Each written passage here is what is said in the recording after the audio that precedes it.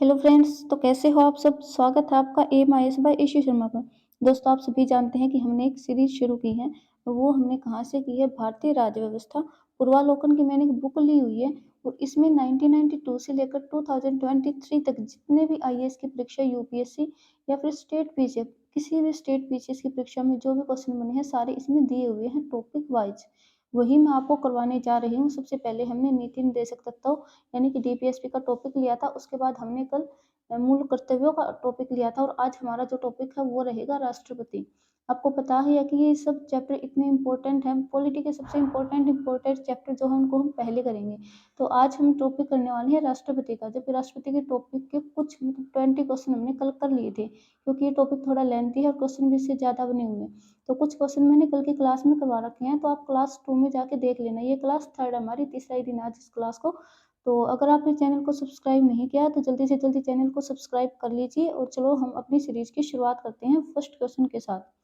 First question नहीं, कल हमने 20 तक किए थे, तो हम 21 से शुरुआत करेंगे। तो ये देखिए 21 क्वेश्चन है आपके सामने कि भारत में राष्ट्रपति के चुनाव के लिए चुनाव मंडल के सदस्य होते हैं। कौन होते हैं? ऑप्शन दिया हुआ है इसमें। एक ऑप्शन है कि लोकसभा के चुने हुए सदस्य। तो आप लोगों को पता है कि लोकसभा, राज्यसभा और राज्य विधानसभाओं के, इनके तीनों के क्या है, निर्वाचित सदस्य राष्ट्रपति के चुनाव में शामिल होते हैं। तो अपना ऑप्शन रहेगा 1, 2, 3, यानी कि आंसर रहेगा सी। राज्य विधान परिषद के चुने हुए सदस्य इसमें शामिल नहीं होते हैं। ठीक है। तो 22 क्वेश्चन है कि भारत के राष्ट्रपति चुने जाते हैं, कैसे चुने जाते हैं?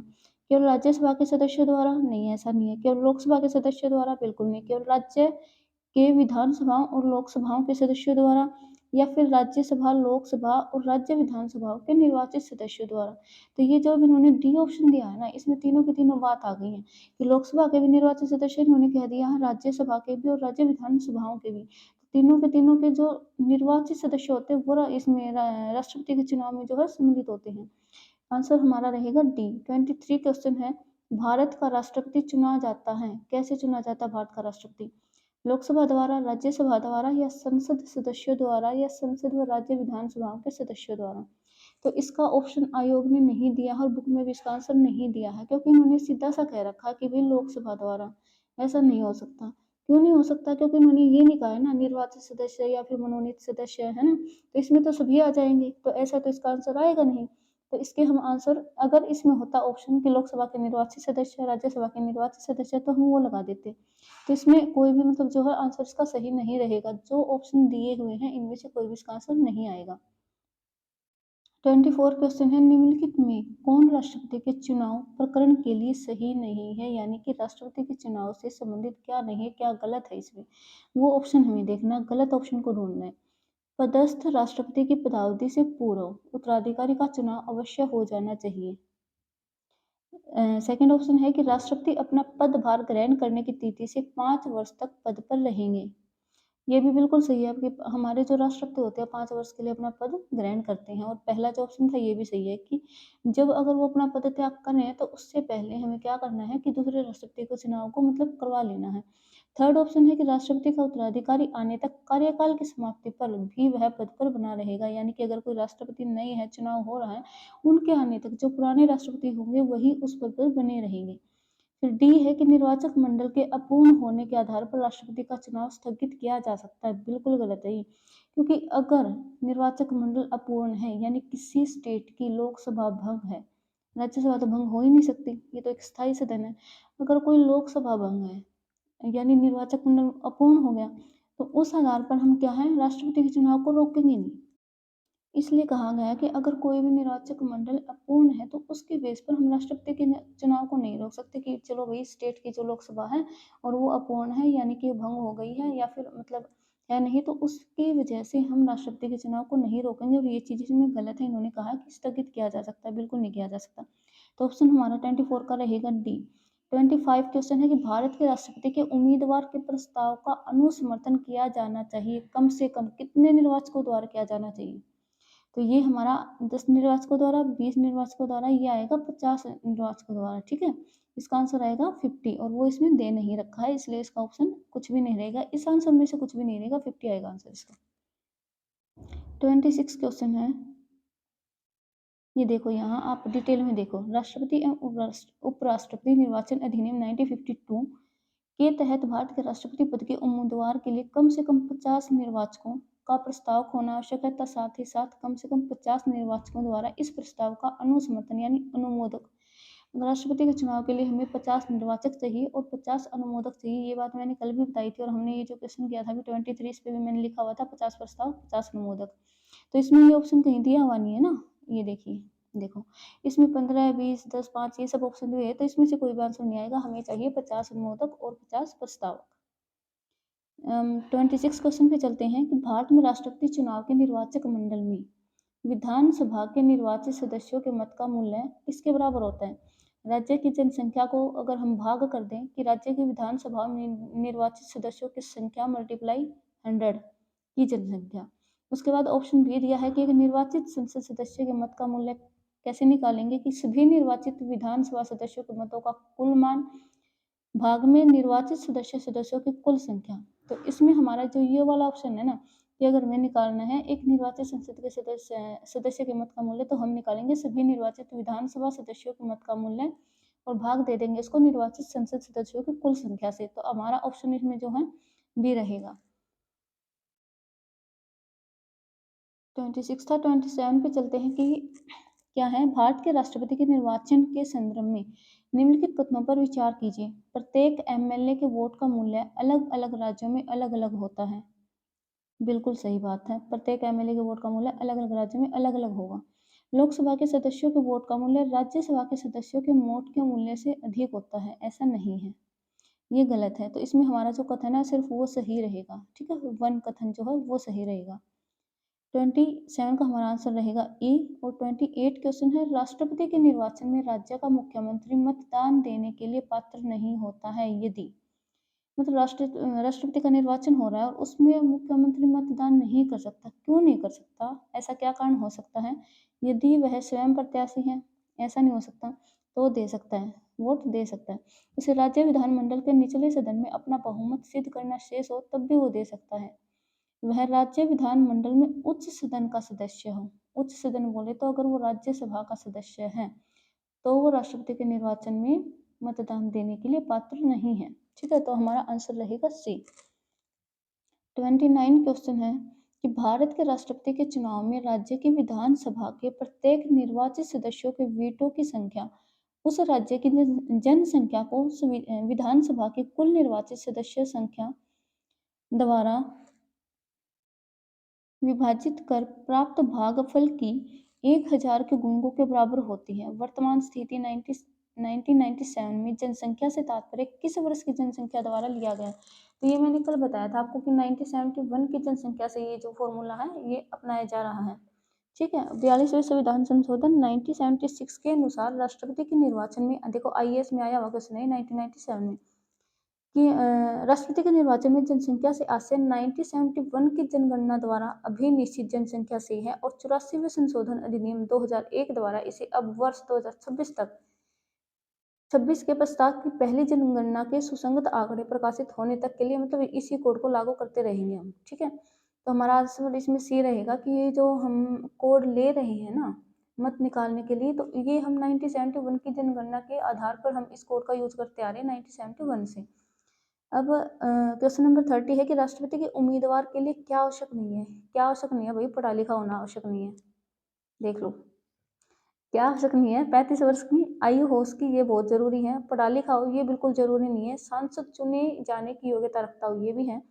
और देश का नागरिक हो, ये भी जरूरी है। तो जरूरी क्या नहीं है? पढ़ा लिखा होना जरूरी नहीं है, ये बुक वाले कह रहे हैं, आयोग भी कह रहा है, हमारा संविधान भी कह रहा है। 31 क्वेश्चन है कि भारतीय राष्ट्रपति के विषय में निम्नलिखित कथनों पर विचार कीजिए। उसे भारत का जन्म नागरिक होना चाहिए, बिल्कुल होना चाहिए। उसे 35 वर्ष की उम्र पूरी कर लेनी चाहिए, बिल्कुल कर लेनी चाहिए। उसे संसद का सदस्य निर्वाचित होने की योग्यता रखनी चाहिए, ये भी सही है। तो इसमें हमारा आंसर है क्या है? गलत देखना था क्या इनमें? एक मिनट। भारतीय राष्ट्रपति के विषय में निम्नलिखित कथनों पर विचार कीजिए, ठीक है।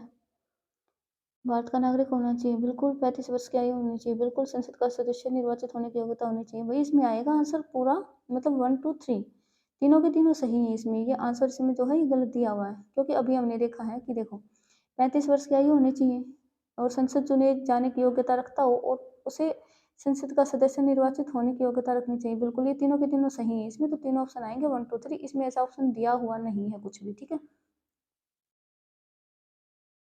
निर्वाचित, हाँ, ठीक है। इसमें तीनों ही आएँगे, बिल्कुल तीनों की तीनों सही दी हुई है। ये देखो, अब यहाँ डिटेल में देखो आप। राष्ट्रपति पद के लिए निर्वाचित होने के लिए अनुच्छेद 58(1) के अनुसार क्या-क्या योग्यताएँ होनी चाहिए कि भारत का नागरिक हो, 35 वर्ष की आयु पूरी कर चुका हो और लोकसभा का सदस्य निर्वाचित होने की योग्यता रखता हो। यानी कि लोकसभा का, राज्यसभा का नहीं, ओनली लोकसभा का, ठीक है। 32 क्वेश्चन है कि एक सांसद अथवा विधानसभा का सदस्य राष्ट्रपति निर्वाचित हो सकता है, परंतु क्या होनी चाहिए उसमें योग्यता, देखते हैं। चुनाव लड़ने से पूर्व उसे अपनी सदस्यता से त्याग पत्र देना होगा, ऐसा बिल्कुल नहीं है क्योंकि वो बाद में भी त्याग पत्र दे सकते हैं। अपने निर्वाचन से 6 माह के अंदर अपनी सदस्यता छोड़नी होगी, परंतु एक सांसद अथवा विधानसभा का सदस्य राष्ट्रपति निर्वाचित हो सकता है, परंतु निर्वाचित होने के तुरंत उपरांत अपनी सदस्यता छोड़नी पड़ेगी, बिल्कुल सही है। हाँ, ये सही है। देखो, इन्होंने कहा कि अपने निर्वाचन से 6 माह के अंदर अपनी सदस्यता, नहीं, निर्वाचन से नहीं, क्योंकि हो सकता है कि वो पार्टी ना जीते, है ना? हो सकता है कि वो राष्ट्रपति ना बने, तो वो पहले थोड़ी ना अपने पद से त्याग कर देंगे।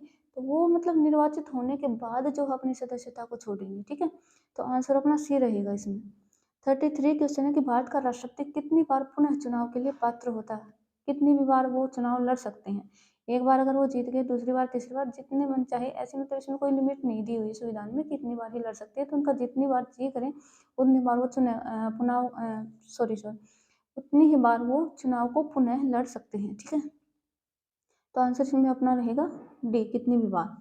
34 क्वेश्चन है कि भारतीय संविधान का कौन सा अनुच्छेद राष्ट्रपति के पद के लिए पुनः निर्वाचन की योग्यताएं निर्धारित करता है? तो ये करता है हमारा अनुच्छेद 57। इधर नहीं है, सी ऑप्शन देख लेते हैं, एक मिनट। ये रहा 57, डी ऑप्शन है, ठीक है? आंसर रहेगा डी। 57 अनुच्छेद में कहा गया है कि राष्ट्रपति चुनाव जो है कितनी भी बार पुनः चुनाव लड़ सकते हैं।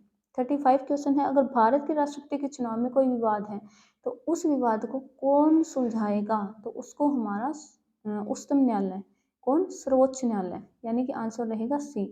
राष्ट्रपति के निर्वाचन से संबंधित अगर कोई भी समस्या है, कोई भी दिक्कत है, निर्वाचन में कोई दिक्कत है, अगर चुनाव लड़ने के बाद कोई समस्या आती है या फिर वो मतलब जो चुनाव है वो अवैध पाए जाते हैं, तो ये जितनी भी समस्या होती हैं राष्ट्रपति के चुनाव से रिलेटेड, तो उनको कौन सुलझाता है? उनको सर्वोच्च न्यायालय को सौंप दिया जाता है। आंसर हमारा रहेगा 35 का सी। 36 क्वेश्चन है, राष्ट्रपति 5 वर्ष तक अपने पद पर रहता है। 5 वर्ष तक रहेगा, तो कब से रहेगा वो 5 वर्ष? अपने निर्वाचन की तारीख से, चलो भाई आज राष्ट्रपति का चुनाव है, इसी तारीख से वो 5 वर्ष के पद पर रहेगा, या फिर संसद द्वारा निर्धारित तिथि से, या फिर अपने पद ग्रहण के दिन से, या फिर निर्वाचित आयोग द्वारा घोषित तिथि से। तो मैं आपको बता दूं कि अभी भी हमने डिस्कशन किया था इस चीज़ पे कि जिस दिन से वो अपना पद ग्रहण करेंगे उस दिन के बाद से, यानी उसी दिन से 5 वर्ष तक वो अपने पद पर बने रहेंगे। तो आंसर रहेगा सी। 37 क्वेश्चन है कि भारत के राष्ट्रपति अपना त्याग पत्र किसको संबोधित करके देते हैं? किसको संबोधित करके देते हैं अपना त्याग पत्र? तो उपराष्ट्रपति को देते हैं, और अगर उपराष्ट्रपति को देना है तो वो राष्ट्रपति को देते हैं, ठीक है? तो हमारा आंसर रहेगा इसमें बी। 38 क्वेश्चन है कि भारत का राष्ट्रपति अपना त्याग पत्र किसको देता है? अभी हमने पढ़ा है कि भारत के उपराष्ट्रपति को देता है।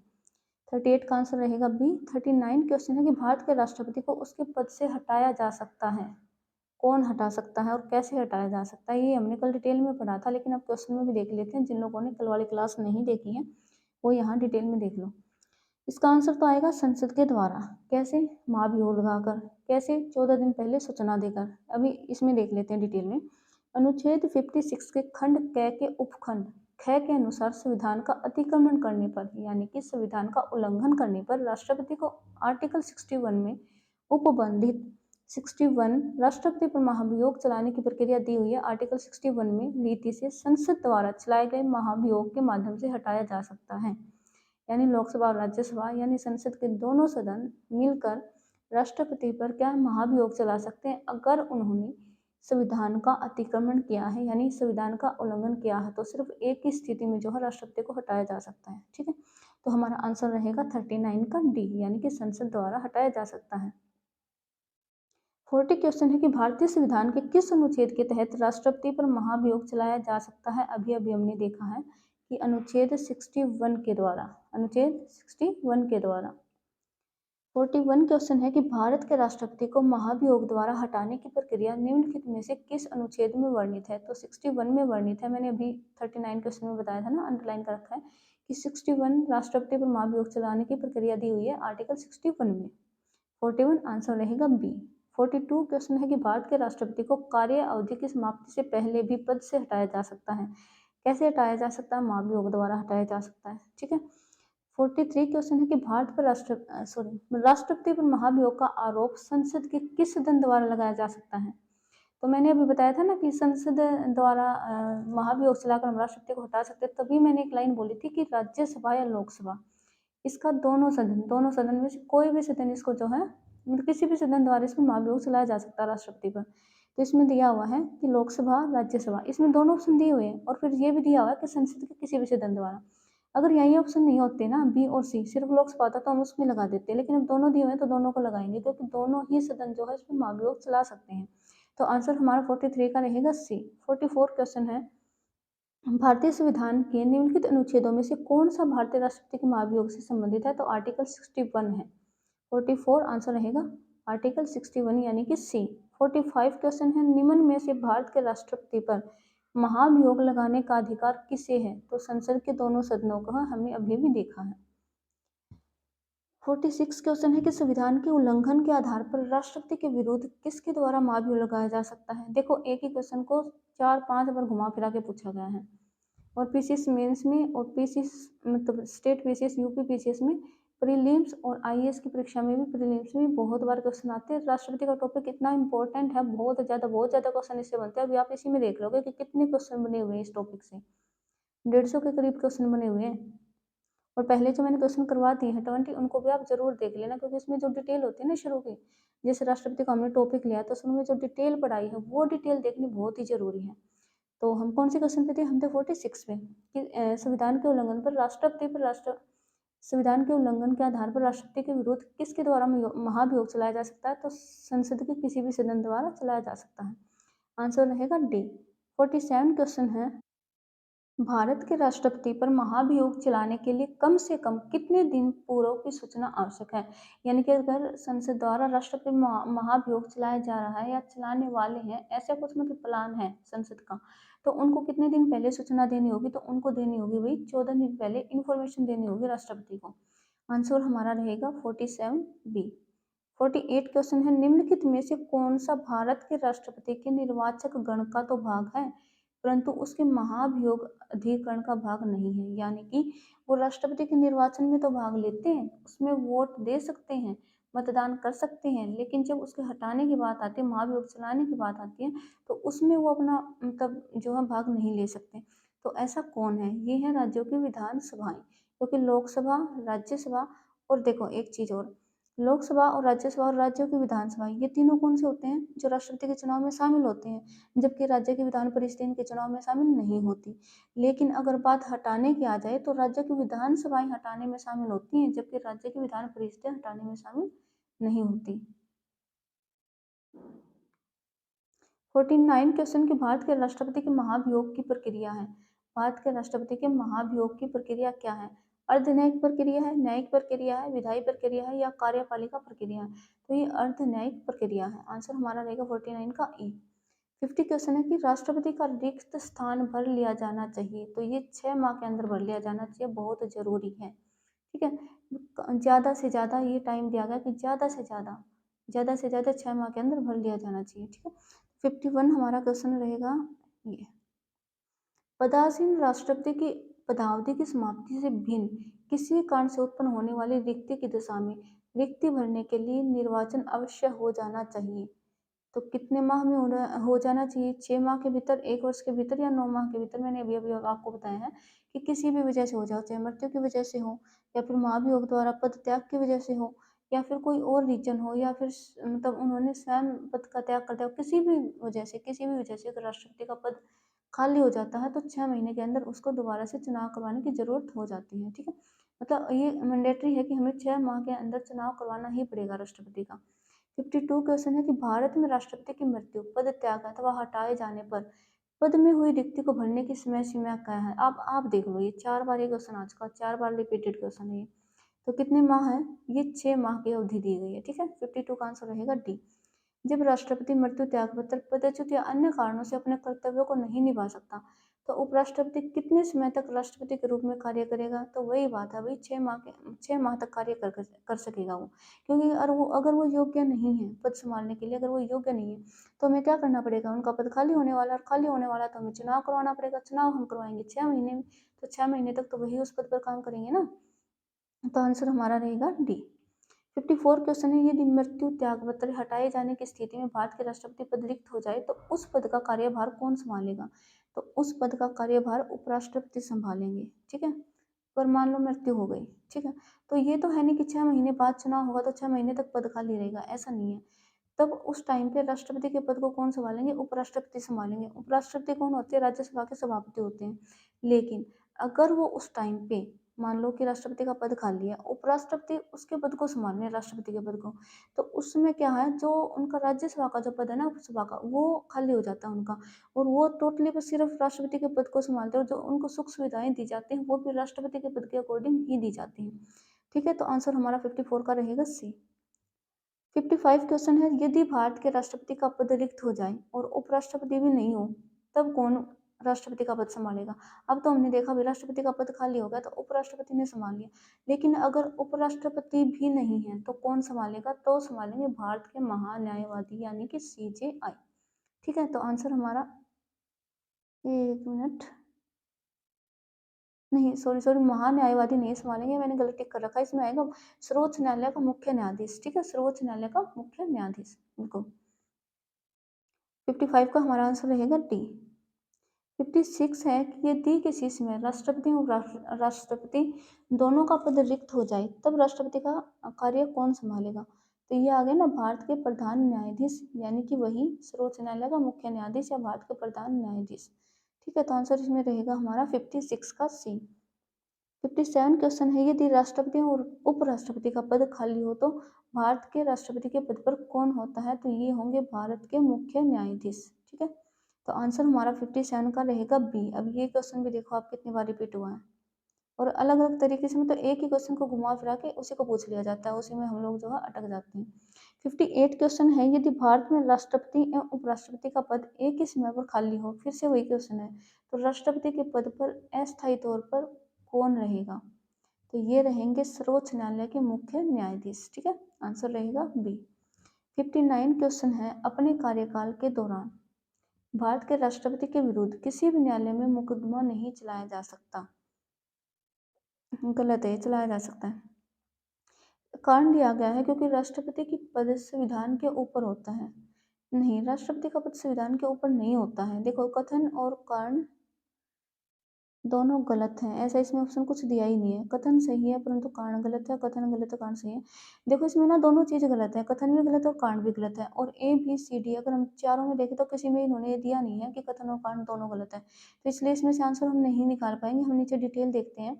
संविधान के अनुच्छेद 52 के अनुसार भारत का एक राष्ट्रपति होगा था। अनुच्छेद 53 के अनुसार संघ की कार्यपालिका शक्ति राष्ट्रपति में निहित होगी, परंतु संसदीय शासन व्यवस्था होने के कारण राष्ट्रपति मंत्रिपरिषद की सलाह पर कार्य करता है। अनुच्छेद 361(1) के तहत राष्ट्रपति का राज्यपाल को उनके द्वारा किए गए शासकीय कार्यों के लिए विधिक कार्रवाई से उन्मुक्त प्राप्त है। ठीक है, अनुच्छेद 361(2) के अनुसार अपने कार्यकाल के दौरान राष्ट्रपति के विरुद्ध किसी भी न्यायालय में आपराधिक मुकदमा नहीं चलाया जा सकता, परंतु अनुच्छेद 361(4) के प्रावधान के तहत उनके द्वारा व्यक्तिगत हैसियत से किए गए कार्य के संबंध में उनके विरुद्ध अनुतोष का दावा करने वाली दीवानी मुकदमा तत्संबंधित विस्तृत लिखित सूचना या उनके कार्यालय में देने के 2 माह पश्चात चलाया जा सकता है। देखो, तो इन्होंने कहा ना बिल्कुल किसी भी सिचुएशन में नहीं चलाया जा सकता, तो ऐसा नहीं है, किसी भी न्यायालय में नहीं चलाया जा सकता कहा इन्होंने, तो ये कथन फिर गलत हो गया ना इस वजह से। फिर है कि इसलिए इन्होंने कहा कि प्रश्नगत कथन सही नहीं है, तो कथन अपना गलत है, और साथ ही राष्ट्रपति का पद संविधान के ऊपर नहीं होता है, इसलिए कारण भी गलत है, क्योंकि सबसे ऊपर तो हमारा संविधान ही है। तो 59 का हमारा आंसर रहेगा कि ए भी गलत है, मतलब कथन भी गलत है और कारण भी गलत है। 60 क्वेश्चन है कि राष्ट्रपति लोकसभा को कब भंग कर सकते हैं। भारत के प्रधान न्यायाधीश की अनुशंसा पर, या लोकसभा की अनुशंसा पर, या फिर केंद्रीय मंत्रिमंडल की अनुशंसा पर, या फिर राज्यसभा की अनुशंसा पर। तो अभी भी आप लोगों ने देखा कि जो राष्ट्रपति हैं वो काम कैसे करते हैं, वो अपने मंत्रिमंडल की सलाह पर करते हैं। तो अगर वो लोकसभा को भंग करेंगे, किसकी सलाह पर करेंगे? वो केंद्रीय मंत्रिमंडल की अनुशंसा पर करेंगे ना। तो आंसर हमारा रहेगा सी। 61 क्वेश्चन है कि भारत के राष्ट्रपति की अनुशंसा पर लोकसभा को भंग कर सकते हैं। कौन कर सकते हैं? एक मिनट। भारत के राष्ट्रपति देश की अनुशंसा पर, किसकी अनुशंसा पर लोकसभा को भंग कर सकते हैं? तो हमें अभी अभी हमने देखा मंत्रिपरिषद की अनुशंसा पर। आंसर रहेगा डी। 62 क्वेश्चन है कि लोकसभा और राज्यसभा की संयुक्त बैठक किसके द्वारा आहूत की जाती है? तो ये राष्ट्रपति के द्वारा आहूत की जा सकती है। आर्टिकल 108 में कहा गया है, और कोई ऐसी सिचुएशन आती है जिसमें अगर राष्ट्रपति को मतलब संयुक्त बैठक बुला सकते हैं दोनों सदनों की, तो ये जो उल्लेख किया गया है ये आर्टिकल 108 में किया गया है। ये मैंने कल बताया था आपको, ये डिटेल में भी देख लेना आप, ठीक है, यहाँ दे रखा है। 63 क्वेश्चन है, अनुच्छेद 108 के अंतर्गत लोकसभा और राज्यसभा की संयुक्त बैठक आहूत की जाती है। किसके द्वारा की जाती है? तो राष्ट्रपति के द्वारा की जाती है। एक आर्टिकल और है इसमें, आगे आएगा तो तब मैं आपको बताऊंगी। 87 आर्टिकल, उसमें भी जो है संयुक्त अधिवेशन बुलाया जाता है। संयुक्त अधिवेशन बुलाया जाता है दोनों सदनों का। उसमें और इसमें फर्क है थोड़ा सा, वो आगे आएगा तो मैं आपको बता दूंगी, ठीक है। 64 क्वेश्चन है कि भारतीय संसद का संयुक्त अधिवेशन निम्नलिखित में से कौन एक बुला सकता है? संयुक्त अधिवेशन कौन बुला सकता है? राष्ट्रपति बुला सकते हैं। लेकिन ये जो संयुक्त अधिवेशन की जो बात की गई है ना, ये आर्टिकल 87 में की गई है, और संयुक्त बैठक बुलाने की जो बात की गई है वो 108 में की गई है। इस बात का आपको ध्यान रखना है। कहीं कहीं अभी तो इन्होंने ये दिया है कि भारतीय संसद का संयुक्त अधिवेशन, कभी कभी आपको ये बोल देते हैं कि भारतीय संसद का संयुक्त अधिवेशन, या फिर भारतीय संसद आर्टिकल 87 के तहत संयुक्त अधिवेशन बुला सकते हैं। तो ऐसा कुछ क्वेश्चन अभी आगे आएगा तो मैं आपको डिटेल में बताऊंगी, ठीक है। 65 क्वेश्चन है कि निम्नलिखित में से कौन सी अभिव्यक्ति भारत के संविधान के अनुच्छेद 108 के अंतर्गत दोनों सदनों की संयुक्त बैठक आहूत करने की सूचना के संबंध में उचित है? तो यह है राष्ट्रपति का आशय, यानी राष्ट्रपति का आशय अभिव्यक्ति भारत के संविधान के अनुच्छेद 108 के अंतर्गत संसद के दोनों सदनों की संयुक्त बैठक आहूत करने की सूचना के संबंध में उचित है।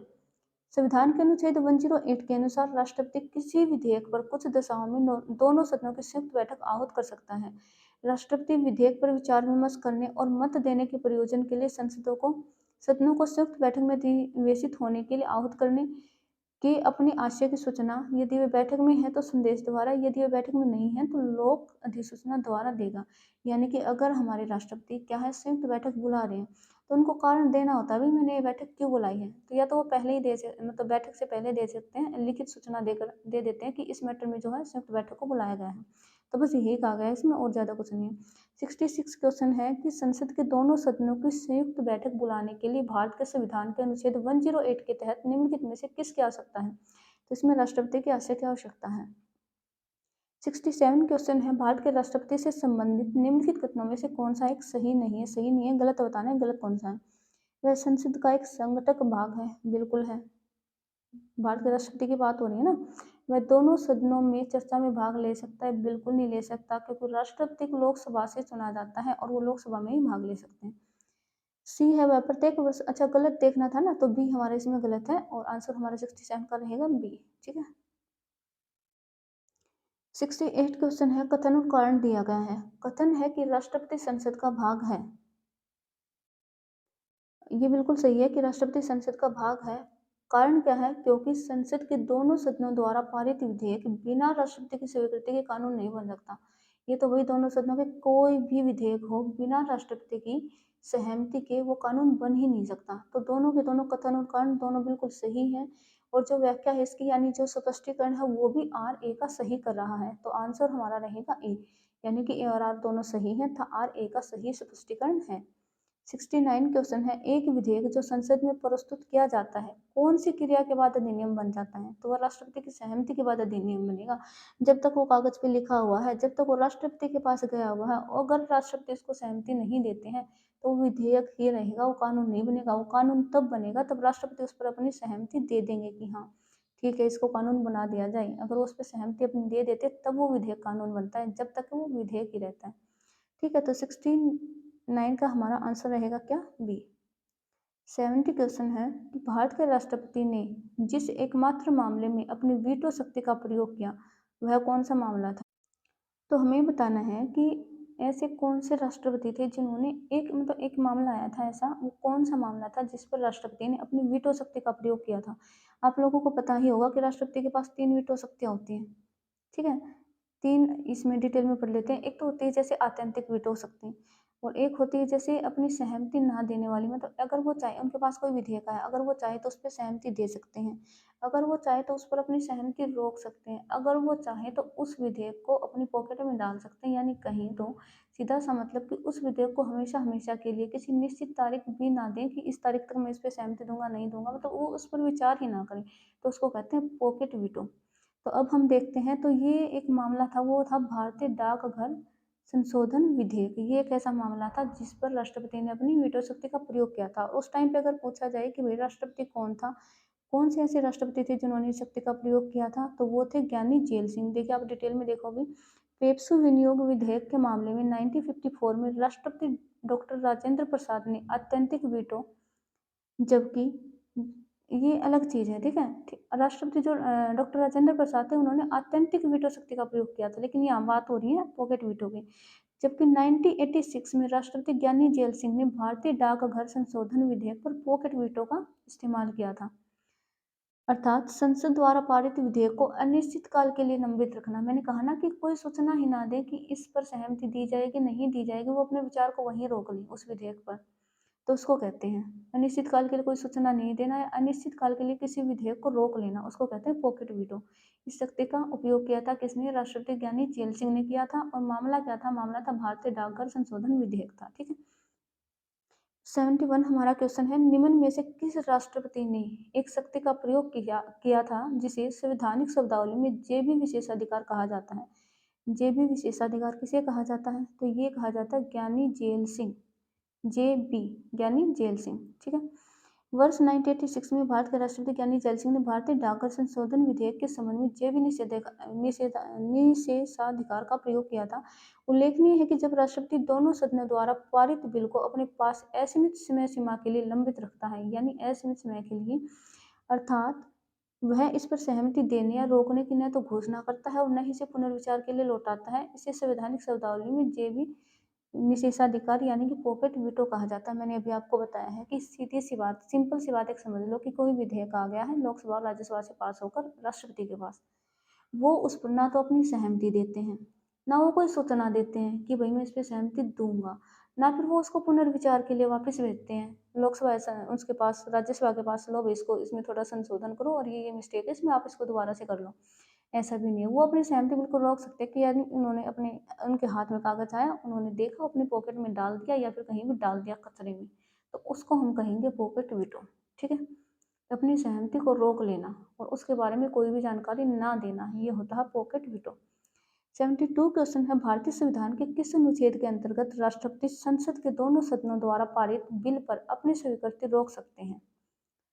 तो किस अनुच्छेद में ऐसा कहा गया है? ये कहा गया है आर्टिकल 111 यानी 111 में, 111 आर्टिकल में कहा गया है कि दोनों सदनों द्वारा पारित किसी बिल पर अपनी स्वीकृति को रोक सकते हैं, यानी कि पॉकेट वीटो का इस्तेमाल जो कर सकते हैं। ये कौन से आर्टिकल में कहा गया है? ये कहा गया 111 में, ठीक।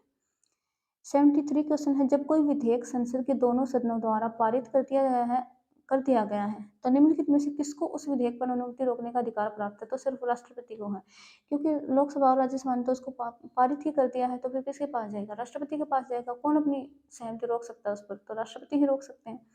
74 क्वेश्चन है, निम्नलिखित में से कौन सी राष्ट्रपति की स्व-विवेकी शक्तियां हैं? यानी कि ऐसी कौन सी शक्तियां हैं जिसमें सिर्फ वो खुद की यानी स्वयं की अपनी जो है विवेक का इस्तेमाल कर सकते हैं, उनको जरूरत नहीं है या वो फोर्सेबल नहीं है इस मैटर में सोचने के लिए कि उनको मंत्रिमंडल की सलाह लेनी है या फिर उनको मतलब संविधान उनसे मतलब ऐसा, सिर्फ ऐसी शक्तियां देखनी है जो सिर्फ वो अपने खुद के विवेक से प्रयोग कर सकते हैं। तो हम देखते हैं कि मंत्रिपरिषद की नियुक्ति, मंत्रिपरिषद की नियुक्ति वो नहीं करते, क्योंकि वो किसकी सलाह पर करते हैं? ये प्रधानमंत्री की सलाह पर करते हैं मंत्रिपरिषद की नियुक्ति, ठीक है।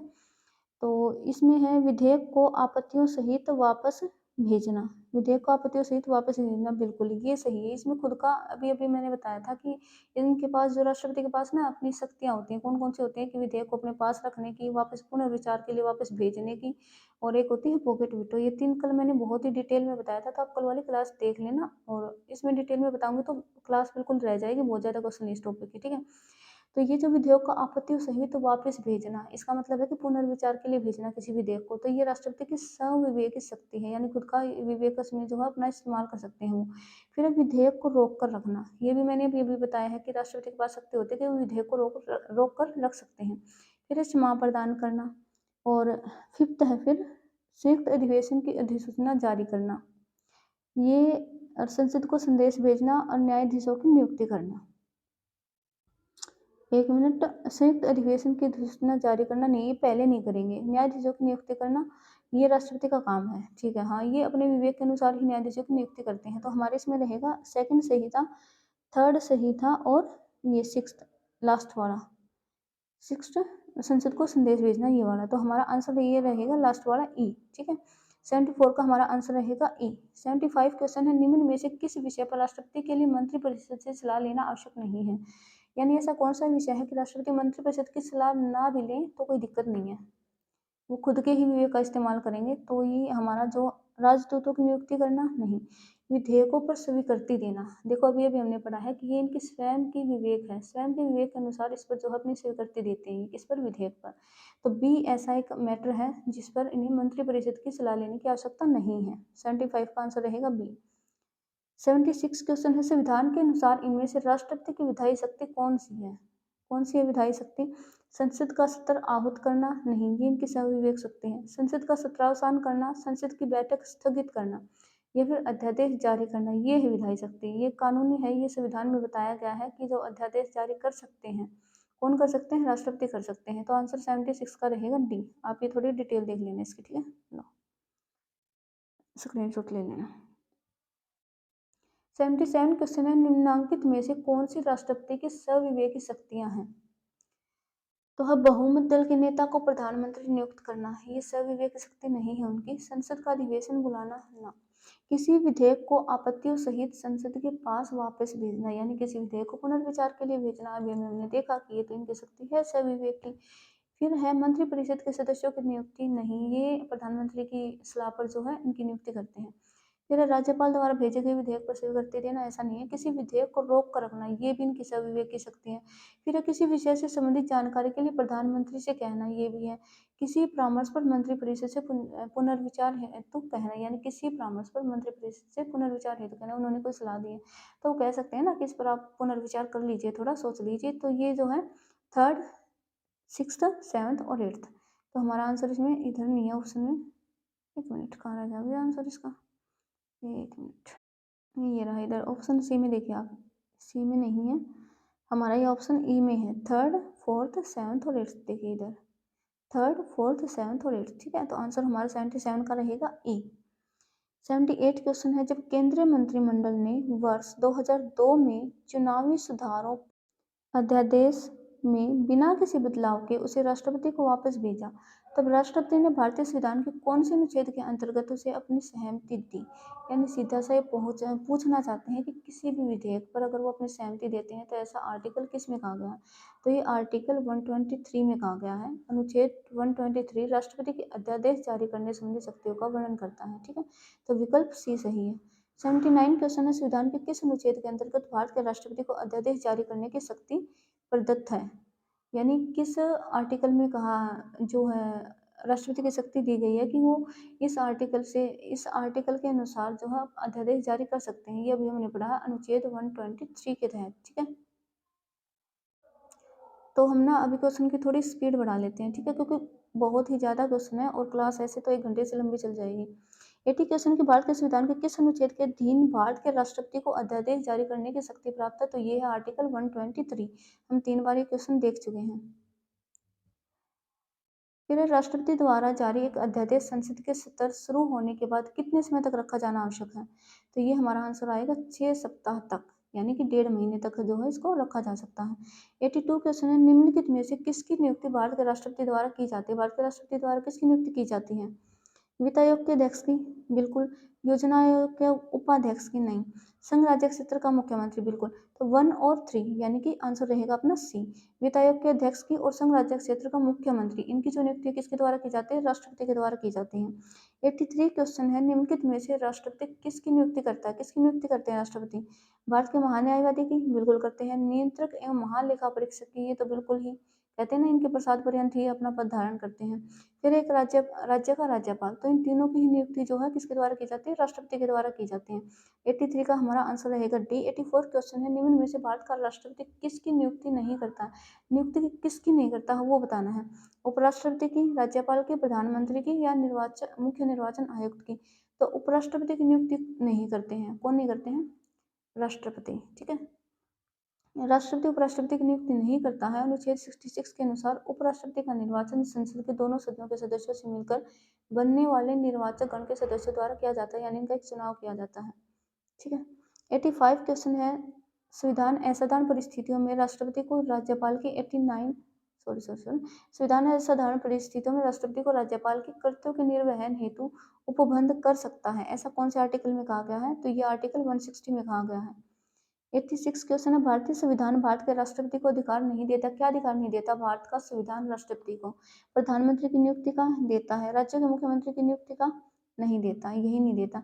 रक्षा बलों का सर्वोच्च कमांडर ये तो बिल्कुल ही होते हैं, मैंने कल आपको बताया था कि जल सेना, वायु सेना और थल सेना, तीनों सेनाओं के जो प्रधान सेनापति होते हैं वो कौन होते हैं? वो राष्ट्रपति होते हैं। तो ये तो आ ही जाएगा इसमें से। तो देश के किसी भाग में आपातकालीन स्थिति लागू करना, ये भी हमारे राष्ट्रपति के अंडर में है। तो क्या अंडर में नहीं है? ये है राज्य के मुख्यमंत्री की नियुक्ति करना, ये राष्ट्रपति को अधिकार नहीं है।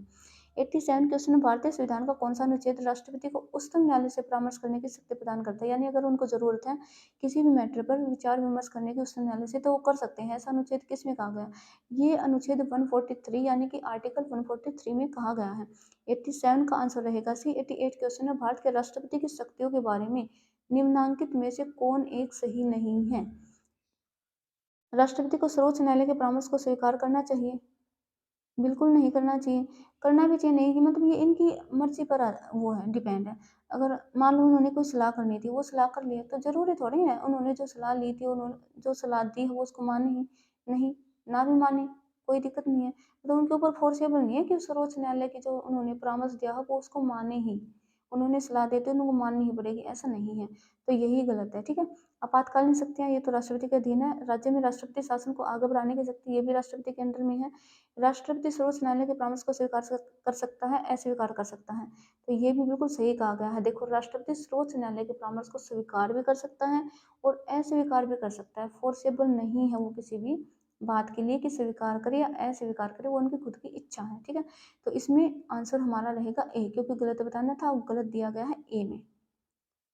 89 क्वेश्चन है, संविधान के अनुसार निम्नांकित में से क्या शब्द सत्य है? भारत के राष्ट्रपति की शक्ति नहीं है। भारत के राष्ट्रपति की शक्ति क्या नहीं है? अध्यादेशों का प्रख्यापन बिल्कुल है। उच्चतम न्यायालय से परामर्श करना कर सकते हैं। संसद के सदनों को संदेश भेजना, ये इनकी शक्ति नहीं है। संसद के सदनों को संदेश ये नहीं भेजेंगे। फिर समाधान करना, ये राष्ट्रपति की शक्ति है। ठीक है। तो इसमें ये पूछा है शक्ति कौन सी नहीं है राष्ट्रपति की, तो ये नहीं है संसद के सदनों को संदेश भेजना, यानी कि आंसर रहेगा सी। 90 क्वेश्चन है, भारत के राष्ट्रपति को यह अधिकार नहीं प्राप्त है। कौन सा अधिकार नहीं प्राप्त है? समाधान करें, ये तो है। सर्वोच्च न्यायालय के न्यायाधीश को हटाएं, ये नहीं है। आपातकाल की घोषणा करें, बिल्कुल है। अध्यादेश जारी करें, बिल्कुल है। तो कौन सी राष्ट्रपति के पास जो है अधिकार नहीं है? वो नहीं है सर्वोच्च न्यायालय के न्यायाधीश को हटाने का। 91 क्वेश्चन है, राष्ट्रपति की क्षमा आदि की शक्ति एक न्यायिक शक्ति है, विधायी शक्ति है? तो एक न्यायिक शक्ति है। संविधान के अनुच्छेद 72 के तहत राष्ट्रपति को क्षमा आदि तथा कुछ मामलों में दंडादेश के निलंबन, परिहार या लघुकरण की न्यायिक शक्ति प्राप्त है। 92 क्वेश्चन है, राष्ट्रपति की क्षमा प्रदान करने की शक्ति में क्या सम्मिलित नहीं है? क्या सम्मिलित नहीं है? तो इसमें क्षमा क्षमा तो सम्मिलित है। लघुकरण यानी कि वो उसको जो सजा दी है किसी भी क्रिमिनल को, उसको छोटी कर सकते हैं, बिल्कुल कर सकते हैं। विराम लगा सकते हैं, बिल्कुल लगा सकते हैं। परिहार पर विलंबन, इसमें क्या नहीं है? इसमें निरंतरता और रोक, ये सम्मिलित नहीं है। तो 92 का हमारा आंसर देख लो, इसमें 7th और 6th कहाँ है? 7th और 6th ये रहा, ई में आंसर रहेगा ई। 93 क्वेश्चन है, निम्नलिखित में से किस प्रकार के प्राधिकार भारत के राष्ट्रपति को प्राप्त है? कौन कौन से अधिकार प्राप्त है भारत के राष्ट्रपति को? वास्तविक और लोकप्रिय, औपचारिक, एक मिनट, वास्तविक और लोकप्रिय कहा इन्होंने, वास्तविक नहीं है। वास्तविक कौन है? हमारे प्रधानमंत्री हमारे देश में। जो राष्ट्रपति है वो कैसे हैं? वो सिर्फ नाम मात्र के अध्यक्ष होते हैं, ठीक है। तो ये इन्होंने वास्तविक कहा ना, तो ये यहाँ गलत हो गया अपना ऑप्शन 1। फिर औपचारिक और विधिक अधिकार प्राप्त है राष्ट्रपति को, ये बिल्कुल सही है। राजनीतिक और नाम मात्र, नाम मात्र, राजनीतिक और नाम मात्र, संवैधानिक और नाम मात्र। राजनीतिक और नाम मात्र नहीं है, संवैधानिक और नाम मात्र है, ठीक है। मैंने अभी आपको बताया था ना, नाम मात्र है, वास्तविक नहीं है। तो नाम मात्र तो है लेकिन राजनीतिक नहीं है। तो संवैधानिक और नाम मात्र, क्योंकि संविधान में इनके जो पद का उल्लेख किया गया है। तो संवैधानिक और नाम मात्र, औपचारिक और विधिक, यानी कि 2 और 4 आंसर हमारा है डी में। तो 93 का आंसर रहेगा डी। भारतीय संविधान के अनुसार भारत के राष्ट्रपति का यह कर्तव्य है कि वे निम्नलिखित में से किसको संसद के पटल पर रखवाए। किसको रखवाए संसद के पटल पर? तो इसमें संघ वित्त आयोग की सिफारिशों को बिल्कुल ही हमने पढ़ा है, भी पहले पढ़ा था 2-4 क्वेश्चन पहले। लोक लेखा समिति के प्रतिवेदन को, ये जरूरी नहीं है। नियंत्रक महालेखा परीक्षक के प्रतिवेदन को बिल्कुल, ये संसद के पटल पर रखवाते हैं, नियंत्रक महालेखा परीक्षक के प्रतिवेदन को। फिर राष्ट्रीय अनुसूचित जाति आयोग के प्रतिवेदन को। तो 1, 3 और 4 आंसर हमारा रहेगा डी। एक चीज आप इसे डिटेल में पढ़ लेना, ठीक है। ये रहा आंसर में। चलो मैं पढ़ के बता ही देती हूँ। संघीय वित्त आयोग का राष्ट्रीय अनुसूचित जाति आयोग की स्थापना और नियंत्रक एवं महालेखा परीक्षक की नियुक्ति राष्ट्रपति द्वारा की जाती है, जबकि लोक लेखा समिति की स्थापना लोकसभा और राज्यसभा के सदस्यों के मिलकर की जाती है। इसके अध्यक्ष की नियुक्ति लोकसभा अध्यक्ष के द्वारा की जाती है। राष्ट्रपति द्वारा संघीय वित्त आयोग की सिफारिशों, नियंत्रक एवं महालेखा परीक्षक के प्रतिवेदन तथा राष्ट्रीय अनुसूचित जाति आयोग के प्रतिवेदन को क्रमशः संविधान के अनुच्छेद 281 और 151 एवं 338 के तहत संसद के पटल पर रखवाया जाता है राष्ट्रपति के द्वारा, ठीक है। 95 क्वेश्चन है, निम्नलिखित में से कौन सा संवैधानिक विशेषाधिकार राष्ट्रपति का नहीं है, ये बताना है हमें। कौन सा अधिकार नहीं है? साधारण बिल को पुनर्विचार हेतु लौटाना, बिल्कुल लौटा सकते हैं। वित्तीय बिल को पुनर्विचार हेतु लौटाना, वित्तीय बिल। देखते हैं आगे। 96 सी ऑप्शन है, लोकसभा को भंग करना। नहीं पूछा है क्या इन्होंने? एक मिनट, अच्छा ठीक है, इसका अधिकार नहीं है इन्होंने पूछा है, तो ये नहीं है। वित्तीय बिल को पुनर्विचार के लिए लौटाना, क्यों? क्योंकि कहा गया है ना कि वित्तीय बिल को राष्ट्रपति जो पुनर्विचार के लिए नहीं लौटा सकते। क्यों नहीं लौटा सकते? क्योंकि जब विधेयक पारित किया जाता है ना, उससे पहले इनकी अनुमति ले ली जाती है। तब इन्होंने अनुमति दे ही दी है, पहले ही विधेयक पारित होने से पहले ही विधेयक पर इन्होंने अनुमति दे दी है, विधेयक बनने से ही पहले अनुमति दे दी है। तो फिर सवाल पैदा नहीं होता ना कि वो उस पर ना करें, क्योंकि उन्हीं से पूछ के तो विधेयक बनाया गया है ना, इसलिए। तो इस पर भी पुनर्विचार के लिए इसको नहीं लौटा सकते। सिर्फ एक ही विधेयक ऐसा है, कौन सा? वित्त विधेयक, जिसको राष्ट्रपति पुनर्विचार के लिए वापस नहीं भेज सकते, ठीक है। बाकी सबकी इनके पास शक्ति है कि पुनर्विचार के लिए भेजें, अपने पास रोक कर रखें या पॉकेट वेस्टों का इस्तेमाल करें। 96 क्वेश्चन है, निम्नलिखित में से किसी भौगोलिक क्षेत्र को अनुसूचित घोषित करने का संवैधानिक अधिकार किसको प्राप्त है? तो राष्ट्रपति को प्राप्त है। ये अपनी मर्जी से किसी भी क्षेत्र को अनुसूचित या अनुसूचित घोषित कर सकते हैं, ठीक है। तो हमारा 97 क्वेश्चन है कि संसद के लिए राष्ट्रपति का अभिभाषण कौन तैयार करते हैं? तो राष्ट्रपति संसद में अभिभाषण देते हैं, तो कौन तैयार करता है उसको? तो उनको केंद्रीय मंत्रिमंडल तैयार करता है, क्योंकि वास्तविक कार्यपालिका शक्ति केंद्रीय मंत्रिमंडल में निहित होती है। 98 क्वेश्चन, भारत के प्रथम राष्ट्रपति डॉक्टर राजेंद्र प्रसाद किस राज्य से थे? तो वो बिहार राज्य से थे। बिहार वालों को तो पता ही होगा। स्वतंत्र भारत के प्रथम राष्ट्रपति कौन थे? राष्ट्रपति थे बिहार से। अच्छा, कहाँ से थे पूछा है, यानी प्रथम राष्ट्रपति थे डॉक्टर राजेंद्र प्रसाद थे और बिहार से थे, ठीक है। 100 क्वेश्चन है, 2 अवधि के लिए भारत के राष्ट्रपति कौन बने थे? तो ये भी डॉक्टर राजेंद्र प्रसाद बने थे, कंटिन्यू। भारत के चौथे राष्ट्रपति कौन थे? वो थे श्री वीवी गिरी। कौन? श्री वीवी गिरी। ये जो मैंने कल इनका क्रम भी करवाया था, ठीक है। आपको कल की क्लास बहुत इंपॉर्टेंट है, आप वो क्लास देख लेना, क्योंकि इसमें ना मैंने ये करवाया था कि कौन राष्ट्रपति किस टाइम से कहाँ, किस टाइम से किस टाइम तक राष्ट्रपति रहा था, कौन अपने पद के बीच में जो है हटा दिया गया था, किस पर महाभियोग चलाया गया था, या फिर मतलब ऐसी कौन कौन सी सिचुएशन थी, कौन मतलब जो है जिनकी डेथ हो गई थी, ये सब उसमें मैंने बताया हुआ था। तो आप वो वाली वीडियो देख लेना एक बार, क्योंकि क्वेश्चन बने हुए हैं ना, आप देख रहे हो यहाँ। 102 क्वेश्चन, सर्वसहमति से निर्वाचित भारत के राष्ट्रपति कौन थे? सर्वसहमति से निर्वाचित, तो वो थे एन संजीव रेड्डी। 103, भारतीय राष्ट्रपति के सर्वसहमति से चुने जाने का अभी तक एकमात्र उदाहरण है, कौन है? नीलम संजीव रेड्डी। 104वां क्वेश्चन है भाई, सूची 1 को 2 से सम्मिलित करना है। देखो ये आ गया ना कि राष्ट्रपति दे दी और उनकी अवधि दे दी कि कौन राष्ट्रपति किस किस अवधि, जो राष्ट्रपति हैं उनका कार्यकाल किस किस अवधि में रहा है। तो फरुखुद्दीन अली अहमद, फरुखुद्दीन अली अहमद, तो इसका हमारा आंसर आ जाएगा 1967 से, एक मिनट, 1967 से 1969। हाँ सही है। ये एक को अगर हम 4 से सम्मिलित कर लें तो ए का 4 तो सिर्फ डी में ही है, तो इससे हम आंसर निकाल सकते हैं। अगर हमें किसी एक की भी जो कार्यकाल याद है ना राष्ट्रपति का, तो इससे हमारा निकल जाता है, इनमें से किसी एक का भी होता तो। लेकिन अभी आप लोगों ने कल वाली क्लास नहीं देखी होगी तो बाद में देख लेना, कोई दिक्कत नहीं है, ठीक है। और एन संजीव रेड्डी है, उनका कार्यकाल क्या था? उनका कार्यकाल था 1977 से 1982 तक। डॉक्टर जाकिर हुसैन का कार्यकाल था 1974 से 1977 तक। और वीवी गिरी का कार्यकाल था 1969 से 1974 तक, ठीक है। 105वां क्वेश्चन है, निम्न में से कौन राष्ट्रपति होने से पहले भारत के उपराष्ट्रपति पद पर भी रहे हैं? तो वो कौन है? वो है एन संजीव रेड्डी की नीलम संजीव रेड्डी। 106 क्वेश्चन है, निम्नलिखित में से किसने भारत के राष्ट्रपति का पद ग्रहण करने के पहले उपराष्ट्रपति के पद पर कार्य नहीं किया, इन्होंने पूछा है। तो ये हमारा आ जाएगा नीलम संजीव रेड्डी। एक मिनट, निम्न में से कौन से राष्ट्रपति पूर्व भारत के उपराष्ट्रपति के पद पर आसीन नहीं रहा? ठीक है, ठीक है, सेम वही क्वेश्चन है, ठीक है। तो ये आ जाएंगे नीलम संजीव रेड्डी। 107 क्वेश्चन है, निम्नलिखित में से कौन से भारतीय राष्ट्रपति लोकसभा अध्यक्ष भी रहे हैं? यानी कौन से ऐसे राष्ट्रपति हैं जो लोकसभा अध्यक्ष भी रहे हैं? तो वह हमारे नीलम संजीव रेड्डी। 108 क्वेश्चन है, निम्नलिखित भारत के राष्ट्रपतियों में कौन दार्शनिक राजा अथवा दार्शनिक शासक के रूप में जाने जाते हैं? तो वो कौन है? वो है डॉक्टर राधा कृष्णन, ठीक है। 109 क्वेश्चन है, भारत के निम्नलिखित राष्ट्रपतियों में से कौन ट्रेड यूनियन आंदोलन से संबंध रखते हैं? वो है वीवी गिरी। 110 क्वेश्चन है, भारत के किस राष्ट्रपति को मिसाइल मैन कहा जाता है? मिसाइल मैन किनको कहा जाता है? डॉक्टर एपीजे अब्दुल कलाम जी को। 111 क्वेश्चन है, भारत के निम्न मुख्य न्यायाधीशों में से किस एक ने राष्ट्रपति के रूप में कार्य किया था? वो थे जस्टिस एम हिदायतुल्लाह। कौन थे? जस्टिस एम हिदायतुल्लाह एक ऐसे न्यायाधीश थे जिन्होंने राष्ट्रपति के पद पर भी कार्य किया था। 112 क्वेश्चन है हमारे सामने कि निम्न में से कौन असंगत है, यानी गलत कौन है? राजेंद्र प्रसाद यानी अलग कौन है? ये देखना चारों में अलग कौन है। राजेंद्र प्रसाद, जाकिर हुसैन, राधा कृष्णन और जवाहरलाल नेहरू। तो इसमें कौन अलग है? इसमें है जवाहरलाल नेहरू, क्योंकि भारत के प्रधानमंत्री थे। बाकी जो तीनों व्यक्तित्व दिए गए हैं ये तीनों के तीनों राष्ट्रपति थे भारत के। कभी 113 क्वेश्चन है, श्रीमती प्रतिभा पाटिल का भारतीय गणतंत्र के राष्ट्रपति के रूप में क्रम क्या था? तो इनका जो क्रम था वो 12वां क्रम था। कल मैंने आप लोगों को करवाया हुआ है। 114 क्वेश्चन है, भारत के 15वें राष्ट्रपति चुनाव के लिए संयुक्त प्रगतिशील गठबंधन यूपीए के उम्मीदवार कौन थे?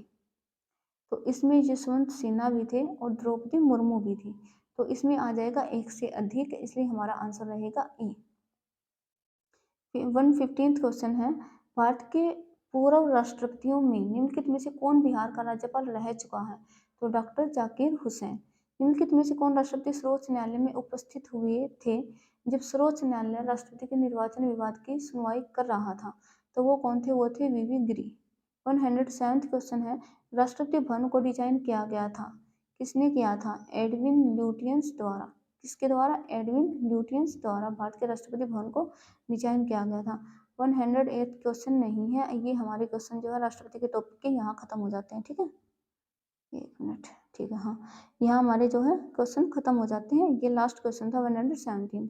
अब अगला टॉपिक जो आता है वो आता है राष्ट्रपति का, और इस टॉपिक को हम देखेंगे कल के सेशन में। ओके, तब के लिए बाय। और दोस्तों रिक्वेस्ट आपसे कि ज़्यादा से ज़्यादा चैनल को आप शेयर करें, लाइक करें, सब्सक्राइब करें, हमें सपोर्ट करें। Okay, thank you.